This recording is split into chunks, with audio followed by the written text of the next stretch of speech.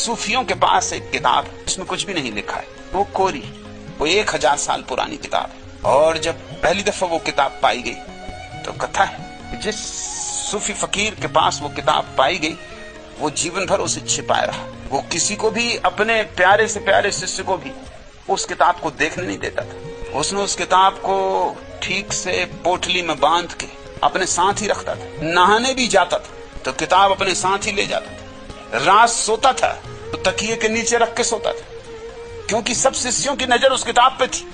उस किताब में राज क्या है, बड़ी आकांक्षा थी कि एक दफा देख ले। सब द्वार दरवाजे बंद करके उस किताब को पढ़ता था। शिष्यों को शक सुबह होता था, झांकते भी थे, आखिर शिष्य थे। कुतूहल जिज्ञासा टप्पड़ पे चढ़ जाते, संधों में से देखते कि पढ़ रहा है कोई राज की बात। कभी किसी के सामने न खोलता। जब मरा ये फकीर तो उसकी अंत्येष्टि करने की फिक्र तो शिष्यों ने बाद में की। सबसे पहले तकिए के नीचे से किताब निकाली, जैसे इसी की प्रतीक्षा कर रहे थे कि कब तुम विदा हो और हम देखें। और जो पाया तो भौचक्के रह गए, किताब खाली थी। किताब में सिर्फ कोरे कागज थे, कुछ लिखा ही न था। तब से 1000 साल बीत गए। गुरुओं से शिष्यों को वो किताब दी जाती रही। कुछ भी नहीं लिखा है, एक शब्द नहीं लिखा है, शुरू से लेकर अंत तक बिल्कुल खाली।